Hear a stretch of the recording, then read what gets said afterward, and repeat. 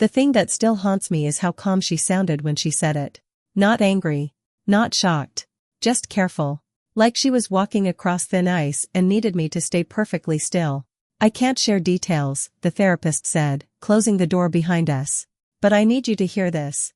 My husband was still in the waiting room, scrolling on his phone, probably annoyed that our session had run long. We'd been coming here for months. Same beige couch. Same box of tissues on the table that I never touched because I didn't want to be the dramatic one. This was supposed to be about communication. That's what he called it. I'm telling you this because ethically, I can't ignore the risk, she continued. In his individual sessions, your husband disclosed something that directly affects you. I remember thinking, oh. So this is where she tells me I'm too anxious. Or too controlling. Or that I need to trust him more. Instead, she said, he admitted to an ongoing relationship with another woman. The words landed, but they didn't explode. Not yet. How long? I asked, and my voice sounded like it belonged to someone else. She hesitated. That pause told me everything before she spoke again. 11 months. I did the math instantly. We'd been in therapy for 8 months of weekly appointments. 8 months of him squeezing my hand when the therapist talked about honesty. 8 months of homework exercises, check-in questions, promises to be more transparent. 11 months of lying. I don't remember standing up, but suddenly I was. The room felt too small, like the walls had shifted closer while I wasn't looking. I'm sorry, she said, and this time there was something like regret in her voice. I should have pushed harder sooner. I nodded because that's what polite people do. Then I walked out. My husband looked up and smiled when he saw me. That smile, the familiar one I'd trusted for years, made my stomach twist. Everything okay? He asked. Yeah, I said. She wants to book a longer session next week. Together. Sure, he said easily, already standing. Whatever helps. That night, he fell asleep in under 5 minutes. I didn't. I lay there staring at the ceiling, listening to his breathing even out, replaying every moment from the last year. The late nights. The sudden password changes. The way he'd started keeping his phone face down like it was a reflex. Around 2 a.m., I reached for it. I'd tried before. Never got in. But something about therapy came back to me, how he always redirected questions about trust toward his childhood. How often he talked about his mother. How specific the dates were when he mentioned her. I typed in her birthday. The phone unlocked. My hand started shaking so badly I had to grip the edge of the bed to steady myself. At first, it looked exactly like what I expected. Messages. Photos. Inside jokes. The kind of intimacy that makes your chest ache when you realize none of it belongs to you anymore. Then I recognized her. The woman in the pictures wasn't a stranger. She wasn't a coworker or some random name saved under a fake contact. She was my best friend. The one who helped me pack boxes when she moved away last year. The one who cried at my wedding. The one who used to text me good morning memes and tell me I deserved better whenever my husband and I argued. The messages between them weren't secretive or passionate in the way affairs are supposed to be. They were domestic. What do you want for dinner? Don't forget we're out of coffee. Did you feed the cat? There were photos of vacations I'd never been on.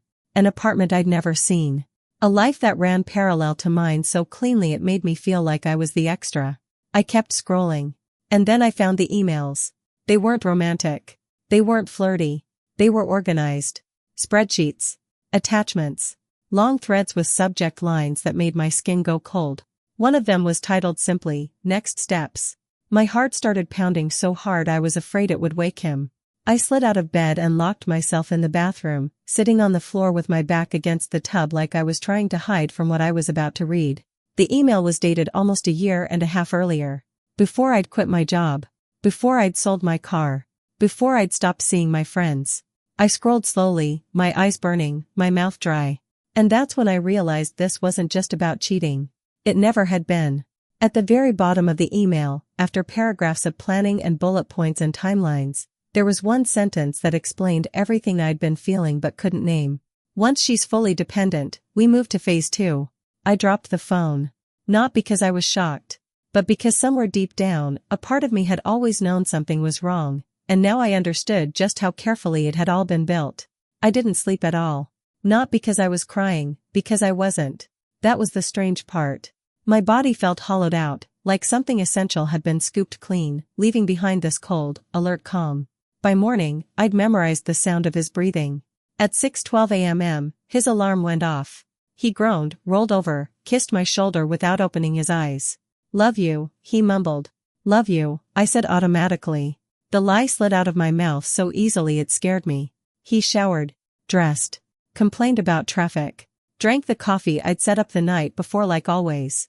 Everything looked normal, too normal, like a stage set where all the props were still in place even though the play was already over. When he left, I waved from the doorway. The moment his car disappeared, my knees gave out. I sat on the kitchen floor with my back against the cabinets, phone clutched in my hand, and went back to the email thread. Slowly this time. Carefully. Like touching a bruise to see how bad it really is. There were dates. Timelines. Checklists. They weren't hiding the affair, they were documenting me. My moods. My doubts. Every time I cried to her on the phone. Every time I said I felt lost after quitting my job. She'd written things like, "She's been emotional again." Talking about feeling useless. I took notes. "She trusts me completely. It makes this easier."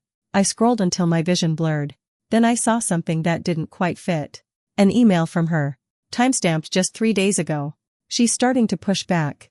Asked why her name isn't on the new account. I redirected, "But we need to accelerate." Accelerate. My fingers felt numb. I kept reading. "She's not as isolated as we planned. Her sister still checks in. That could be a problem." My sister. I thought back to the fight we'd had months ago, how she'd begged me not to quit my job, how my best friend had been there afterward, soothing me, saying my sister was just jealous and controlling. I'd believed her. There was a reply from my husband less than 10 minutes later. "Then we move sooner. If she starts questioning things, it gets messy." That was the moment fear finally broke through the numbness. Because up until then, this had felt like a long con aimed at money and control. Cruel. Calculated. But distant. Move sooner didn't sound like finances. It sounded like urgency. I scrolled further back, heart racing now, my mind suddenly hyper-focused, hunting for something I didn't know how to name yet. And then I found it. A document attached to an email labeled Evidence, Draft. I opened it. Bullet points. Clean formatting. Clinical language. Displays emotional instability. Financially dependent. Expresses regret over major life decisions. Reports anxiety and trouble sleeping. Relies heavily on others for reassurance. My stomach twisted. Those weren't observations. Those were confessions, things I'd told her in private. Over wine. On late-night phone calls. On days when I felt small and scared and trusted her more than anyone. She'd turned them into a profile. At the bottom of the document was a section titled Next Phase. I almost didn't read it. But I did. If she becomes resistant, we'll need to establish a narrative early. Emotional volatility. Possible depression. She's already open to seeing professionals. If medication is suggested, that strengthens our position. My ears started ringing.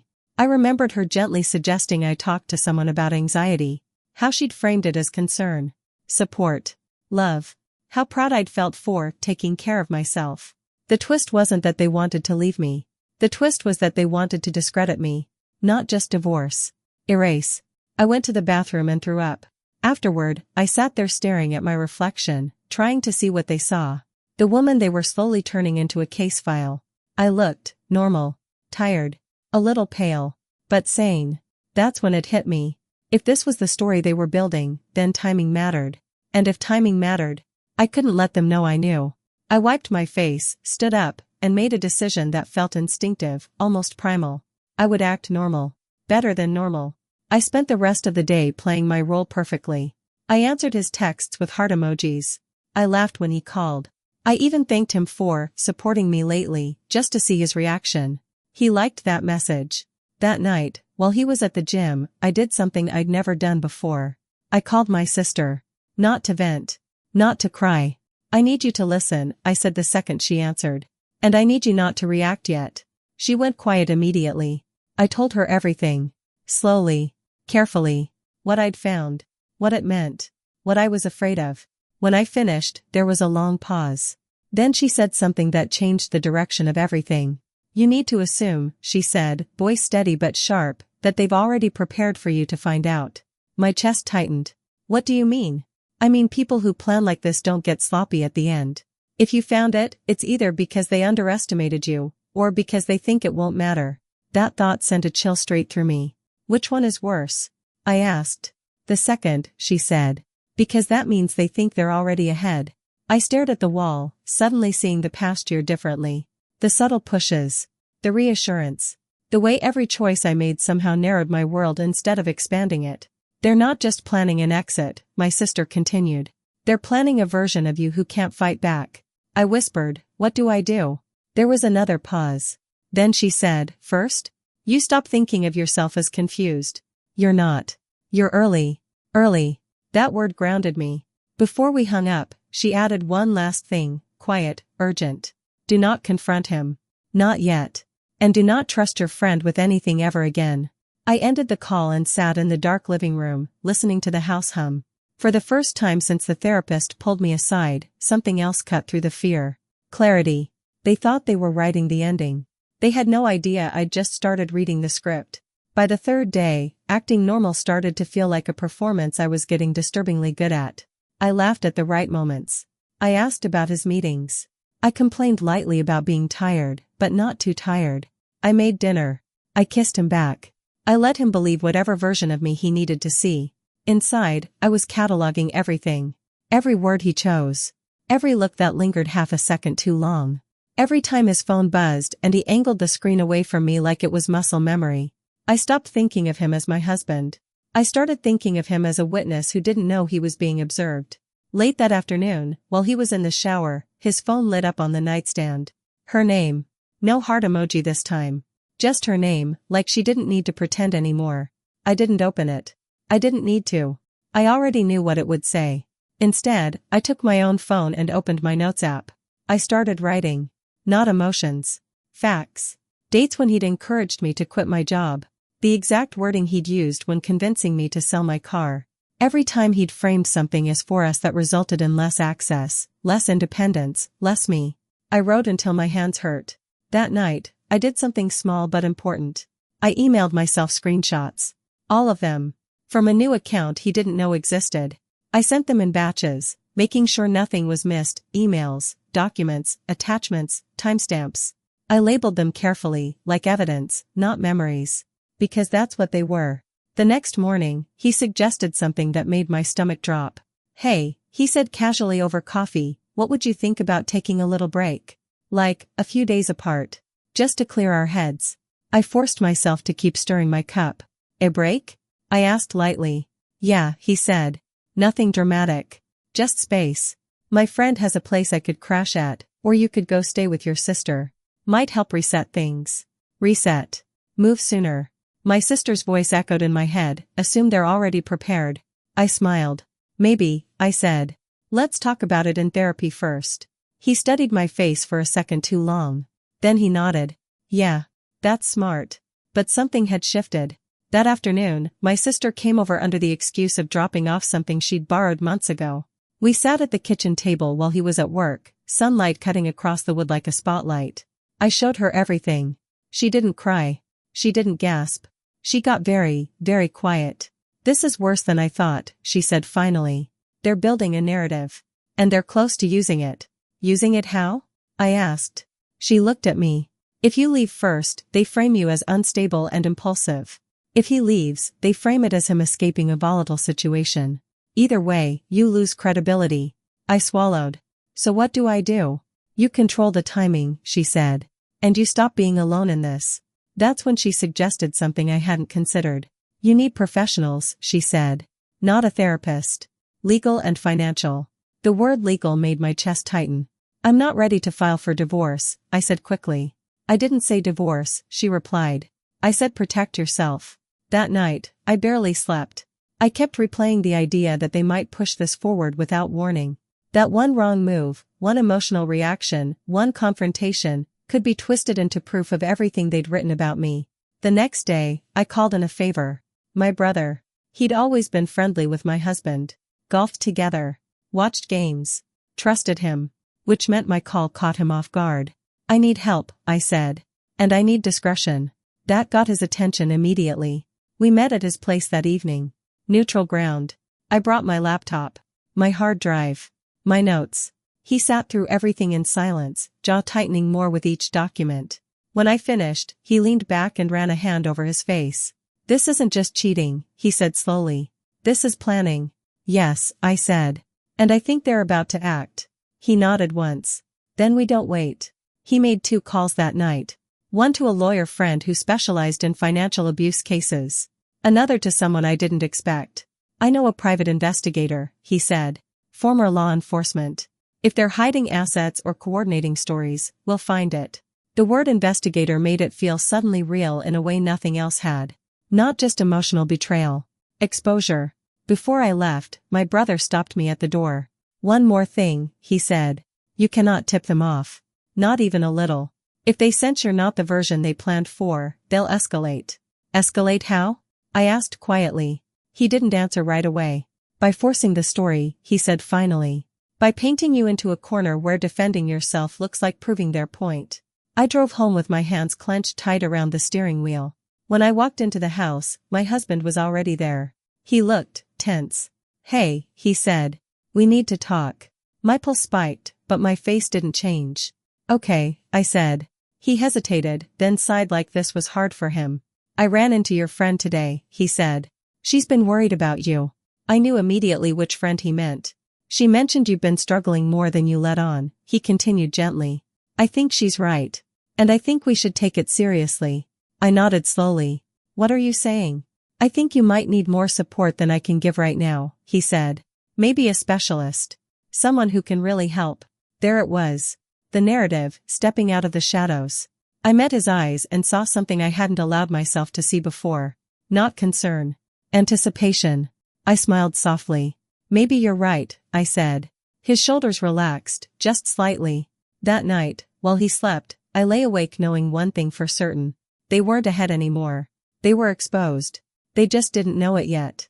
The twist didn't come loudly. It didn't arrive with shouting or slammed doors or some dramatic confrontation where everything finally made sense. It came folded neatly inside a manila folder. The private investigator, my brother's contact, wasn't what I expected. No trench coat, no noir vibes. Just a middle-aged woman with sharp eyes and a voice that never wasted words. We met in her office 2 days later, a nondescript building tucked between a dental clinic and a tax prep place. She slid the folder across the desk toward me.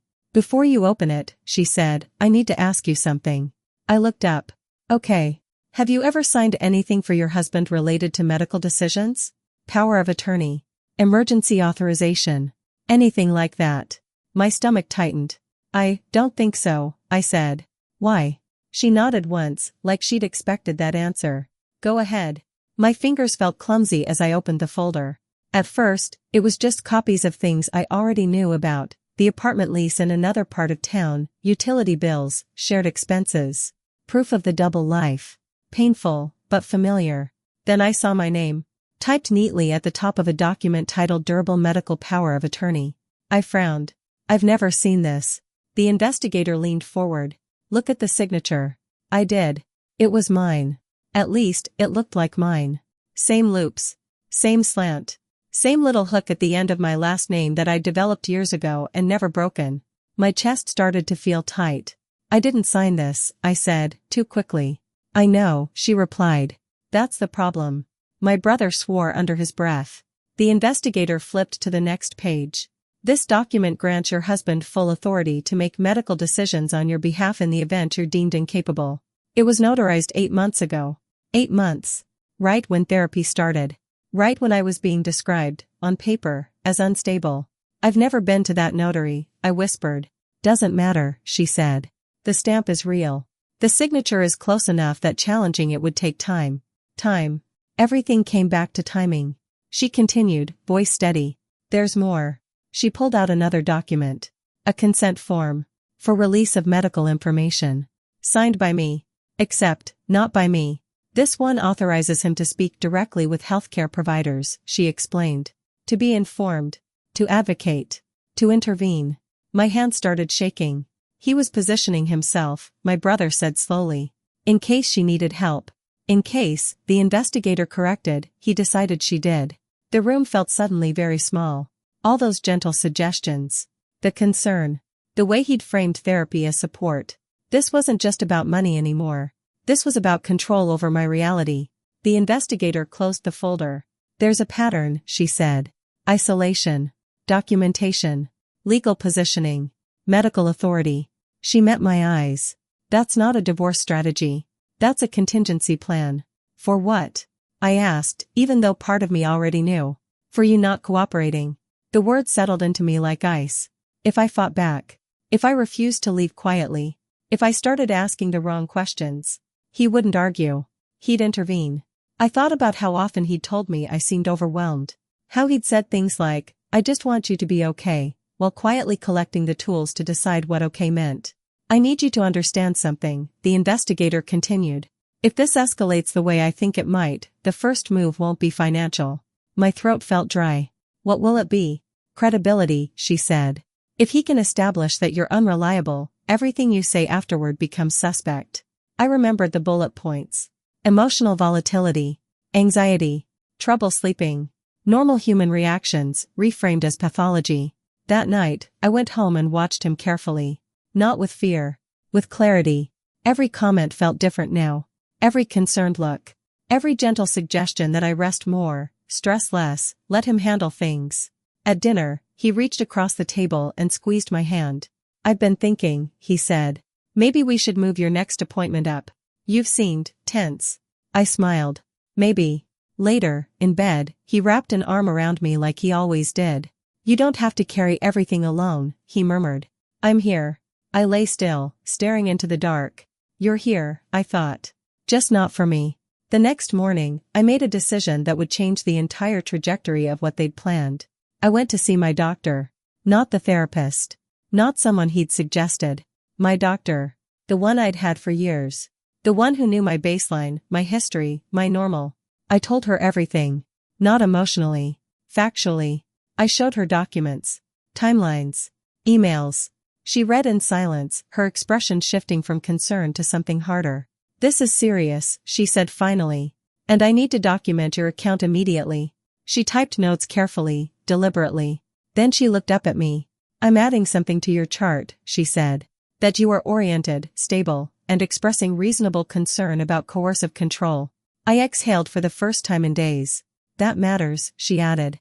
If anyone tries to speak for you. Before I left, she handed me copies of everything. Keep these somewhere safe, she said. And don't tell him you were here. That afternoon, my phone buzzed. A text from my friend. Hey, we should talk soon. I think things are getting serious. I stared at the screen. For the first time, I didn't feel panic. I felt something else. They thought the next move was theirs. They had no idea I'd just taken away the most dangerous weapon they had. And now? Now I knew exactly how far they were willing to go. The silence changed after that. Not the quiet of an empty house, but the kind that presses in on you, heavy with intention. Like everyone is waiting for someone else to blink first. He started watching me. Not obviously. Not in a way I could call out. Just little adjustments, how he lingered in doorways, how his questions got more specific. How did you sleep? Did you take your vitamins today? You seem calmer. That's good. Every sentence sounded supportive. Every one of them felt like it was being filed away.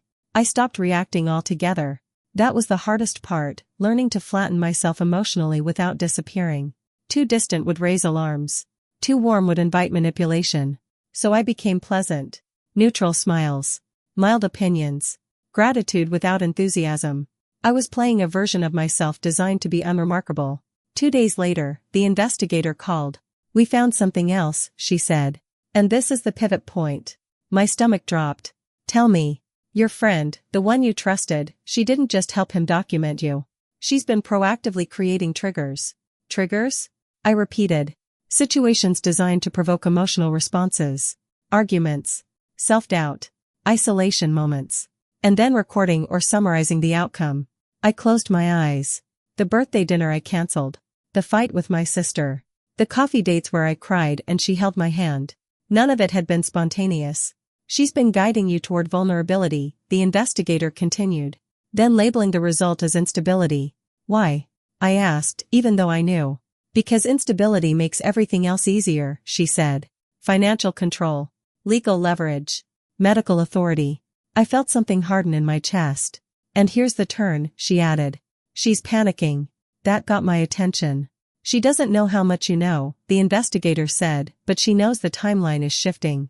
She's been pushing him to act. Act how? Force a moment, she said. Something decisive. A break. A crisis.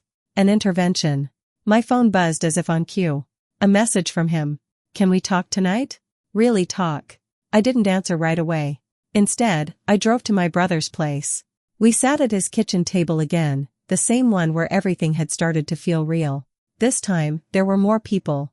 The lawyer. The investigator. My sister. No one spoke until I did. They're going to try to paint a picture, I said. And they're running out of time. The lawyer nodded. Then we control the frame. She slid a document toward me. Emergency filing, she said. Not divorce. Protection. My heart pounded. What does it do? It freezes assets. Limits his authority. And, this is key, it documents your concern before any claim is made against you. Before. Everything depended on before. If we file this, I said, he'll know. Yes, she replied. And so will she. I thought about his arm around me in bed. Her fake concern. The forged signature. Do it, I said. We filed that afternoon. By the time I got home, he was already waiting. Sitting on the couch. Hands clasped. The picture of worried patience. Hey, he said softly. You didn't respond earlier. I was out, I said. What's going on? He took a breath. I think we need help. More than therapy. There it was. I've been scared to say this, he continued, but I think you've been struggling more than you realize. I tilted my head slightly. How so? You're forgetful. Emotional. Withdrawn, he said gently. I love you. But I don't think you're okay. I let the silence stretch. Then I said, I saw my doctor yesterday. He froze. Just for a fraction of a second. She said I'm stable, I continued calmly. Fully oriented. Documented it. His eyes flicked away. Back. Calculating. I'm glad, he said. But one opinion is enough, I interrupted. Not sharply. Just firmly. Especially when it's mine. That's when his phone buzzed. He glanced at it automatically. Her name. He didn't answer. I think we should slow down, I said. No breaks. No big decisions. Just space to think. His jaw tightened. That might not be safe, he said. For who? I asked. He looked at me like he was seeing me clearly for the first time in weeks. That night, I slept with my phone locked and my bag packed. Not because I was leaving. Because I was ready. The next morning, he was served. Not at work. At home. In front of me. The process server was polite. Efficient. Gone in under a minute. My husband stood there holding the papers, color draining from his face. What is this? He demanded.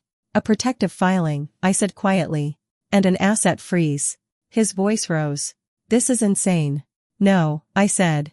This is documented. He laughed, short, sharp. You're proving my point. I met his eyes.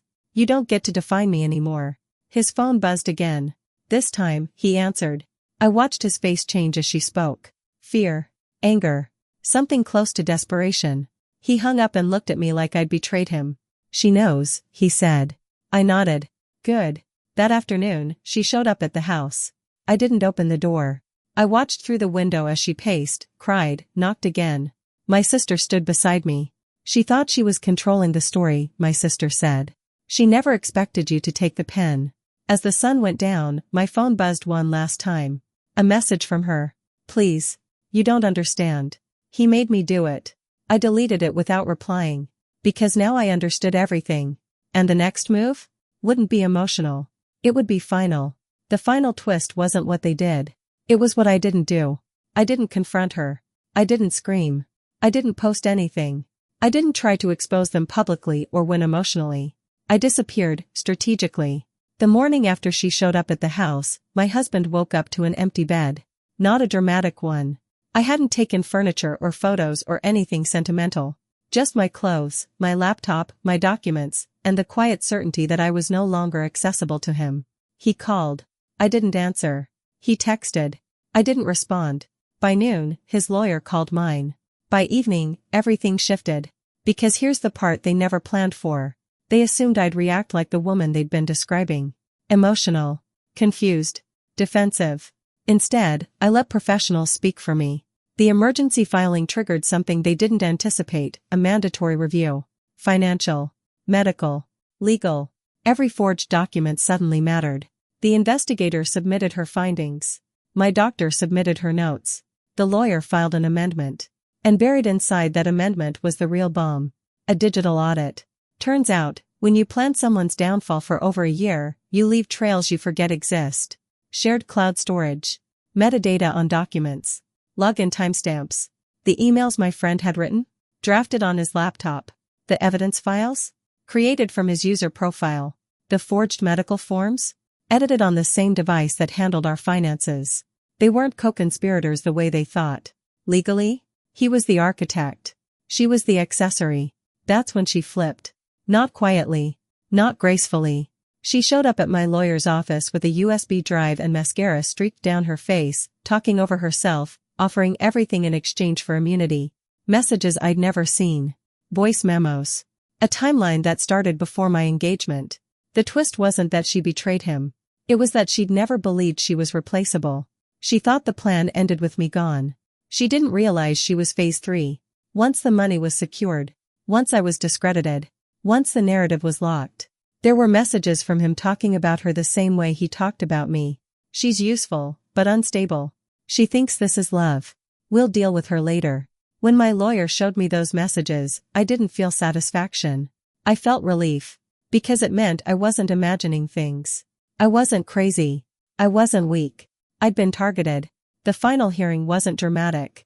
No shouting. No apologies. No last-minute confessions. Just facts. Frozen accounts. Invalidated documents. A judge who didn't look impressed. My husband didn't look at me once. Not because he was angry. Because he couldn't control the version of me in the room anymore. When it was over, my lawyer leaned toward me and said quietly, "You're free." And that's when I finally cried.